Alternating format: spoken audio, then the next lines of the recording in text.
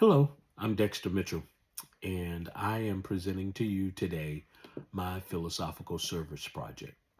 The course is Introduction to Philosophical Ethics through Morehouse College Online, and the instructor is Dr. Nathan Nobis. The project requirement is to develop 5 arguments in logically valid form on a topic using syllogism for that particular argument. Syllogism is a form of argument using reasons, and uh, so an argument is a conclusion that is supported by premises, and so a syllogism is a logical argument that uses deductive reason to arrive at a conclusion based on 2 or more premises. It's a way of using logic to make an argument or prove a point. In syllogism, there consists of 3 parts. There's a major premise, a general statement or assumption that sets the stage for the argument, a minor premise, a specific statement or assumption that relates to that major premise, and then a conclusion, the logical uh, reset or the outcome combining the major and the minor premises. And so a classic syllogism form of argument, major premise, all humans are mortal. Minor premise, Socrates is human. Conclusion, therefore, Socrates is mortal. That's a classic example that is often used when given um, instructions as it relates to syllogism. And so the topic for my arguments are, or the topic, I'm using one topic, 5 arguments.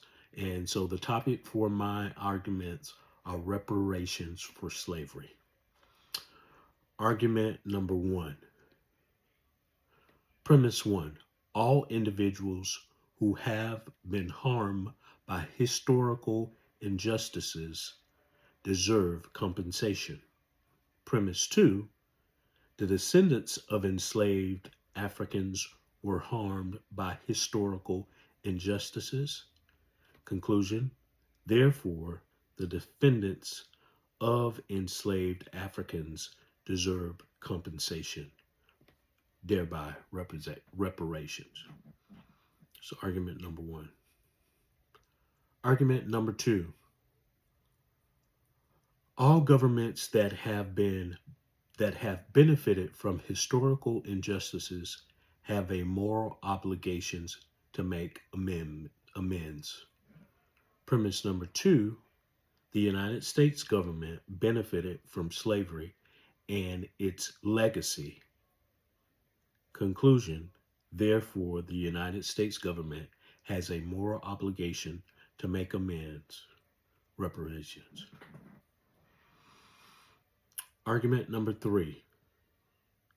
All individuals who have inherited wealth and privilege due to historical injustices have a moral obligation to share that wealth. Premise number 2.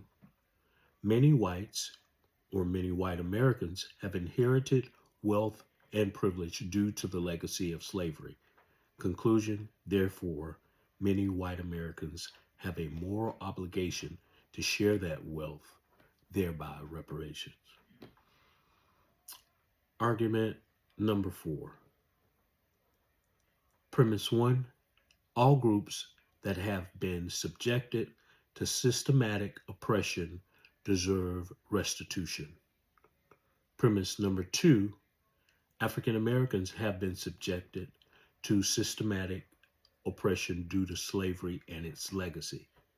Conclusion, therefore, African Americans deserve restitution, reparation. And then finally, argument number 5. Premise 1. All societies that have failed to address historic injustices perpetuated perpetuated ongoing inequalities. Premise number two, the United States have failed to address the legacy of slavery. Conclusion, therefore, the United States perpetuates ongoing inequality and owes reparations to address this injustice. I've given you 5 arguments. Uh, those arguments are using syllogism and they are for reparations for slavery. That's the topic. Thank you. Bye bye.